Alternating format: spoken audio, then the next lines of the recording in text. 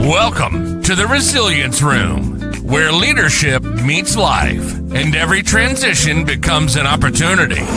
Your host is Orville Brissett, pastor, military vet, board member, and your favorite leadership coach with a sense of humor. Here, we talk real strategies for real leaders navigating change in work, in life, in love, and everything in between. Because when things get complex, we bring clarity.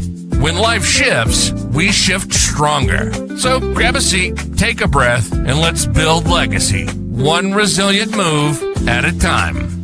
This is the Resilience Room, and this is Orville.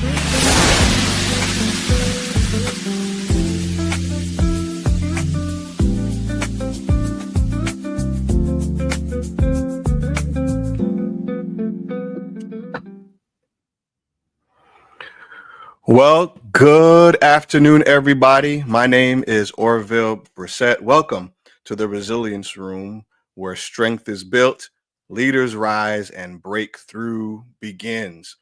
It's a Tuesday afternoon.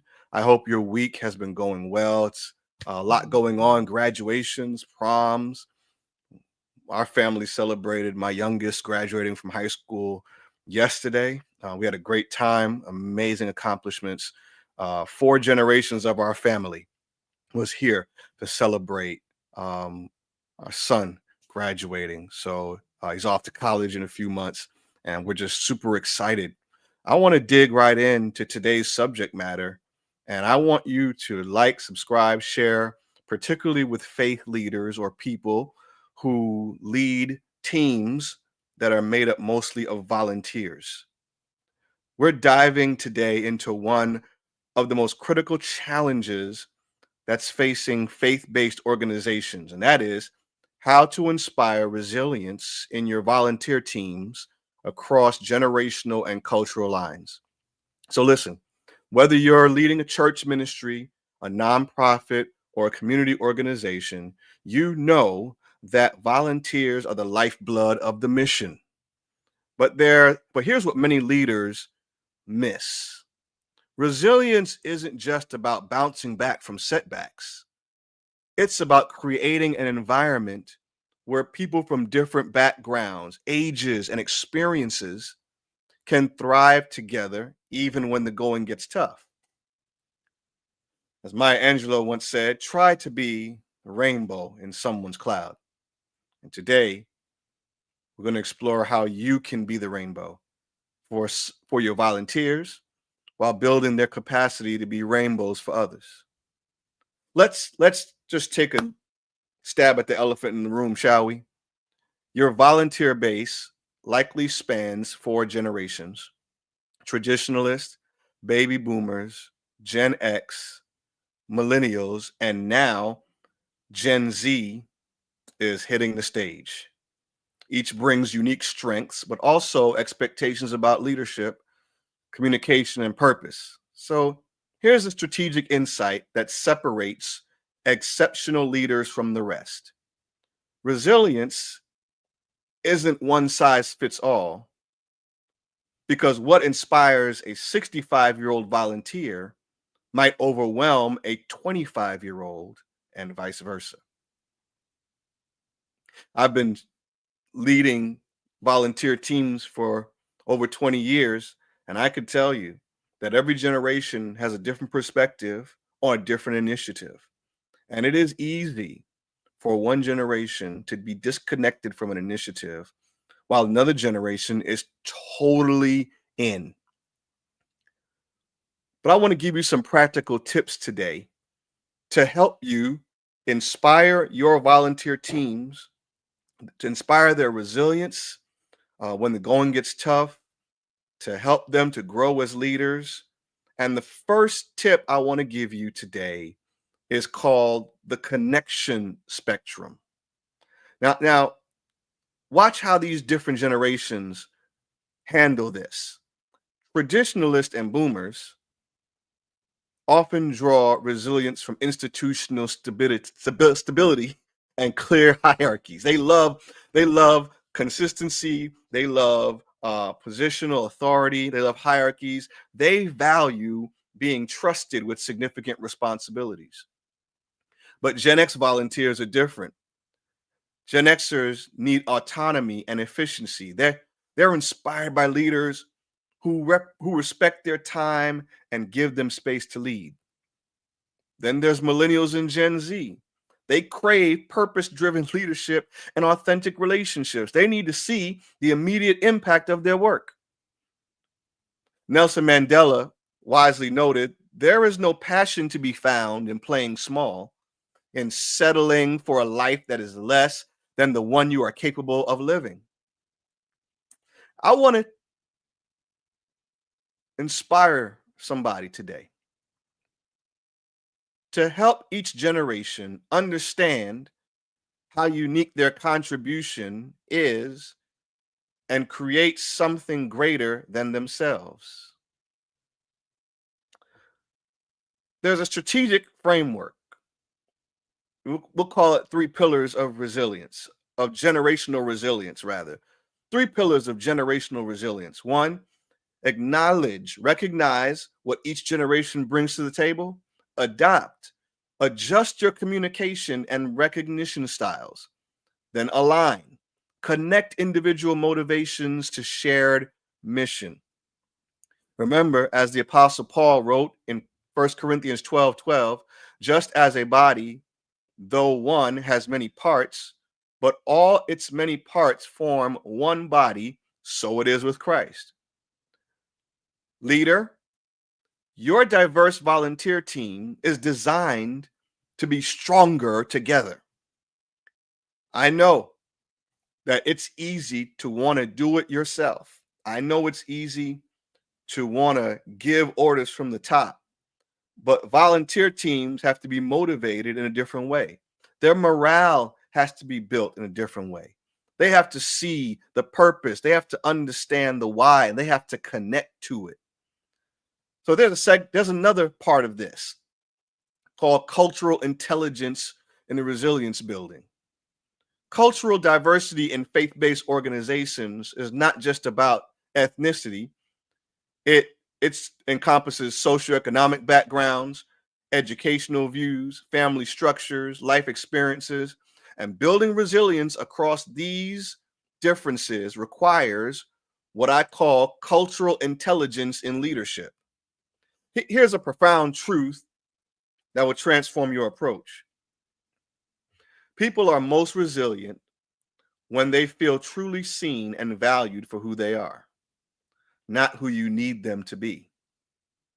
This goes to the reality that people value relationships more than a transactional exchange.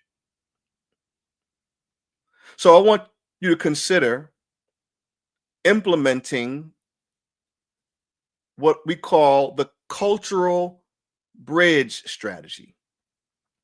Create cultural bridge moments in your team interactions. Have story sharing sessions where you regularly invite the volunteers to share brief stories about traditions and values from their background that inspire them. Also, consider reverse mentoring. Pair volunteers from different cultural backgrounds to learn from each other. Then, celebrate integration and incorporate various cultural expressions of faith and gratitude in your team meetings. Bishop Desmond Tutu beautifully expressed, we are different so that we can know our need for one another. Your role as a leader is to help your team discover this independence. Also, consider implementing the cultural resilience formula: safety, recognition, purpose, which equals sustainable engagement.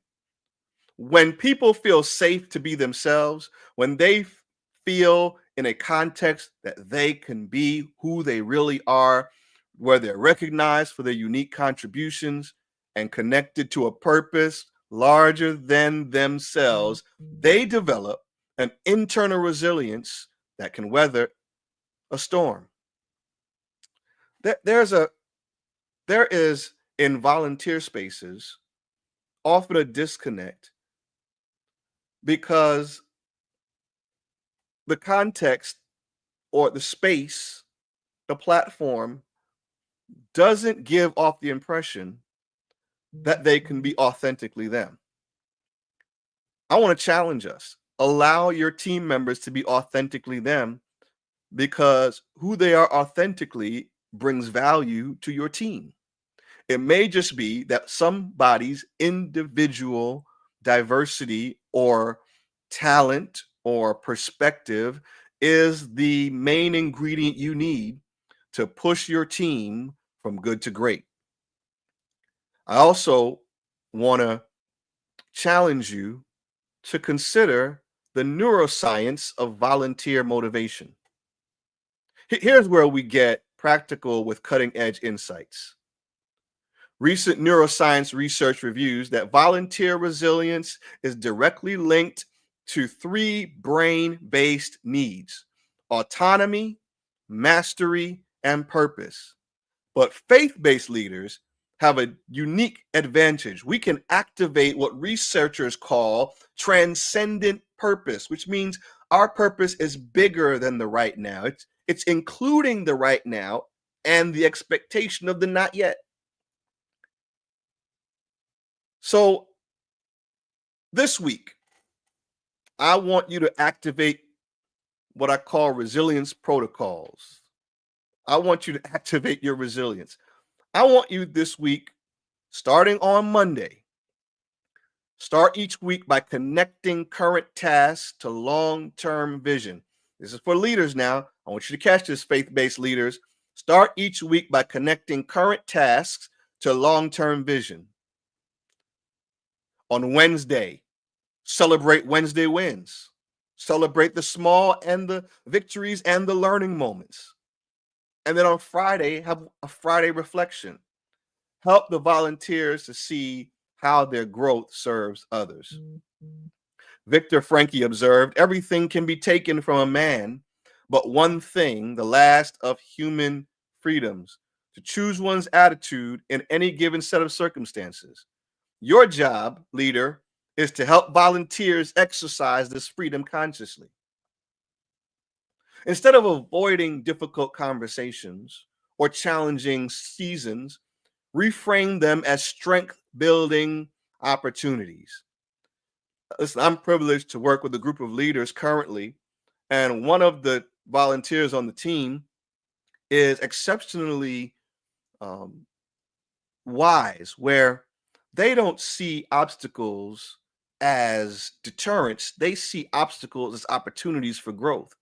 And it's a refreshing perspective because when it is shared in the group, it turns the temperature of the meeting, when it could be contentious, it turns the temperature of the meeting to a cooler temperature. Wiser heads prevail. Listen, when volunteers understand that struggle develops capacity, they approach difficulties with curiosity rather than fear. They're excited about what can be learned out of this moment. They're eager to know how they can grow and stretch. So here's some practical implementation for leaders. I want you to make sure you're tracking this week going forward. Before challenging seasons, before you enter challenging seasons, this is what you need to understand. You're going to be stretched, but that stretching is what you need to grow. When you get to this place where you're enduring difficulties, ask what this is teaching us about our mission and each other. And after overcoming the obstacle, how has this experience equipped us for greater impact? Remember the words of Jesus in John 16:33. In this world, you will have trouble, but be of good cheer. I have overcome the world. Your volunteers, whether it's church, nonprofit, organizational, community-based organization, your volunteers need to be reminded that challenges are part of the plan, not obstacles to it. And I also want you to implement the recognition revolution. This is game changing that leaders, it's an insight that leaders miss sometimes. Recognition is not about appreciation, it's about identity formation. See, when you recognize someone's contribution effectively, you're helping them see themselves as the kind of person who makes that contribution. Here's a strategic tip: try the identity based recognition system. Move beyond thank you for helping to thank you for being someone who ABCD. Thank you for being someone who sees what others need before they ask. Thank you for being someone who brings calm to chaotic situations. Thank you for being someone who makes everyone feel included. This approach builds what psychologists call resilient identity, a sense of self that can withstand external pressures because it's grounded in character rather than circumstances. There's a generational there's a generational recognition matrix. Traditionalists love public recognition, formal acknowledgments, emphasis on legacy. Boomers enjoy personal recognition as well, connecting to organizational success, leadership opportunities. Gen Xers like practical recognition, efficiency improvements, problem solving acknowledgement, while millennials love peer recognition amongst themselves, social impact stories, and growth opportunities. And Gen Z like authentic recognition. They don't like phony stuff. They don't want anything fake. They want authentic recognition, creative expression. They want the freedom to express creatively, and they like cause connection. They want to connect to something or someone that energizes a cause. As Maya Angelou said, people will forget what you said, people will forget what you did, but people will never forget how you made them feel. And recognition done right creates an emotional foundation of resilience.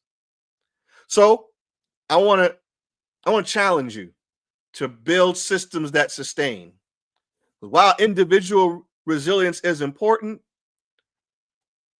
systematic impact requires, or sustainable impact rather, requires systemic resilience. You need to build organizational rhythms and structures that consistently nurture your volunteers' capacity to thrive. Here's a tip: create 4 interconnected systems. Number 1, onboarding and belonging. Don't just train people for tasks, integrate them into the community. Number 2, ongoing development, regular skill building that serves both personal growth and organizational needs. Feedback loops, consistent communication that goes both ways. And then 4, recovery rhythms, built-in rest and reflection periods. Henry Nouwen wrote, "Community is not a healing place unless we also make it a home." Wow, that's deep. Community is not a healing place unless we also make it a home. Your volunteers need to feel like your organization is not just a place where they serve, but a place where they belong. So I want to give you this sustainability secret. The most resilient volunteer teams have what I call distributed leadership, where multiple people are there who can step up when others step back. This is not about hierarchy. This is about empowerment. So here's how to implement this framework. Institute in the regular rhythm of your leadership dynamic monthly one-on-ones, personal check-ins focused on growth and well-being, quarterly team assessments, group reflection on what's working and what needs adjustment, annual vision alignment, connecting individual goals to organizational mission. As we wrap up, let me leave you with 3 transformative questions that will revolutionize how you approach volunteer resilience. Number 1, how can I help my volunteers see their service as character development rather than just task completion. Number 2, what would I change if I viewed cultural and generational differences as strategic advantages rather than challenges to manage? Number 3, how can I create systems that build people up even when organizational pressures increase? Remember, as the African proverb says, if you want to go fast, go alone. If you want to go far, go together. So building resilience in your volunteer team isn't just about helping them serve better. It's about helping them become the people God created them to be. So your challenge this week, choose one volunteer and have a conversation focused entirely on their growth and well-being, not organizational needs, just a check-in. How are you doing? How has your week been? What did you do to get rest? What was your self-care system like this week? Listen to their story, understand their motivations, and help them see how their unique contribution makes the mission possible. The Apostle Paul reminds us in Ephesians 4:12 that leadership exists to equip his people for works of service so that the body of Christ may be built up. You're not just managing volunteers. You are developing world changers. Well, thank you for spending this time in the Resilience Room. Until the next time, lead with purpose, serve with passion, and remember that your most important legacy will be the people you have helped become resilient leaders themselves. Have a great rest of your week. That's it for this episode of the Resilience Room, where leaders like you learn how to bend without breaking and turn transitions into triumphs. Like what you heard? Follow us on Instagram at OSB Coaching and on Facebook at OSB Coaching and Consulting. Want to go deeper? Visit osbcoachingandconsulting.com and let's talk about how you can build clarity, confidence, and a leadership legacy that lasts. Until next time, stay grounded, stay growing, and stay resilient.